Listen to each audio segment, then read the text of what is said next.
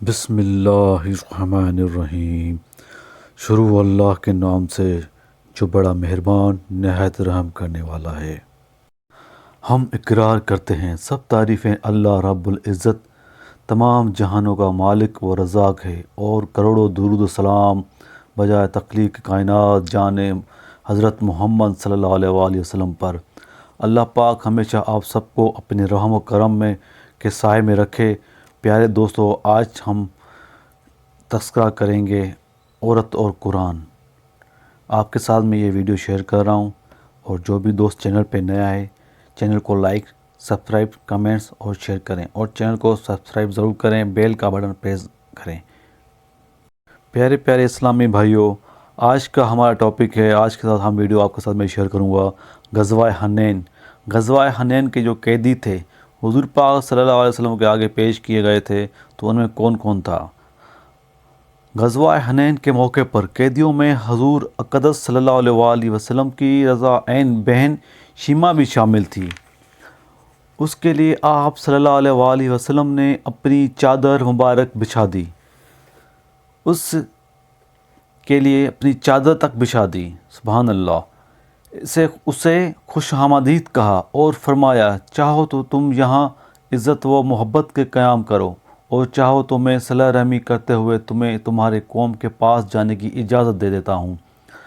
انہوں نے اپنی قوم کی طرف لوٹنے کا ہی عرض کیا اور اسلام قبول کر لیا۔ پھر حضور صلی اللہ علیہ وآلہ وسلم نے انہیں 3 غلام، 1 کنیز اور 1 یا 2 اونٹ عطا فرما کر انہیں روانہ فرما دیا۔ اس کے بعد جرانہ کے مقام پر دوبارہ ملاقات ہوئی تو انہیں پھر بھیڑی اور بکریاں عطا فرمائی۔ نیک بیوی کو دنیا کی بہترین متاع قرار دیتے ہوئے نبی اکرم صلی اللہ علیہ وآلہ وسلم نے فرمایا، دنیا ایک متاع ہے، اور دنیا کی بہترین متاع نیک عورت ہے۔ گھر والوں کے ساتھ اچھا سلوک کرنے کو بہتر مرد کی نشانی قرار دیا، اور فرمایا، تم سے بہتر وہ ہے جو اپنے گھر والوں کے ساتھ اچھا ہو، اور میں اپنے گھر والوں کے ساتھ اچھا ہوں۔ حاضرین ناظرین، حضور پاک صلی اللہ علیہ وآلہ وسلم نے فرمایا، بیوی بچوں پر خرچ کیے گئے مال کی اجر و ثواب متعلق فرمایا، 1 دینار وہ ہے جسے تم اللہ کی راہ میں خرچ کرتے ہو، 1 دینار وہ ہے جسے تم غلام پر خرچ کرتے ہو، 1 دینار وہ ہے جسے تم مسکین پر صدقہ کرتے ہو، اور 1 دینار وہ ہے جسے اپنے اہل خانہ پر خرچ کرتے ہو۔ ان میں سب سے زیادہ اجر اس دنیا پر ملے گا جس کو تم نے اپنے اہل خانہ پر خرچ کیا۔ سبحان اللہ۔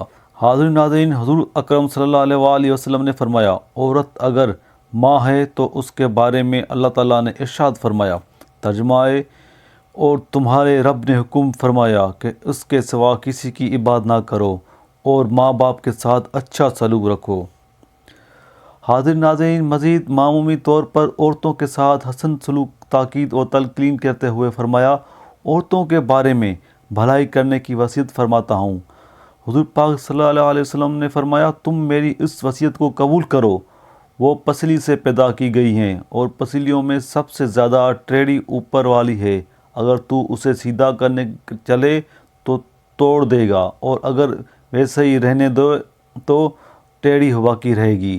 حضور پاک صلی اللہ علیہ وسلم نے فرمایا، اے لوگو، اللہ تعالیٰ تمہیں عورتوں کے ساتھ بھلائی کرنے کا حکم دیتا ہے۔ اے لوگو، اللہ تعالیٰ تمہیں عورتوں کے ساتھ بھلائی کا حکم دیتا ہے، کیونکہ وہ تمہاری مائیں اور تمہاری بیٹیاں اور تمہاری خالائیں ہیں۔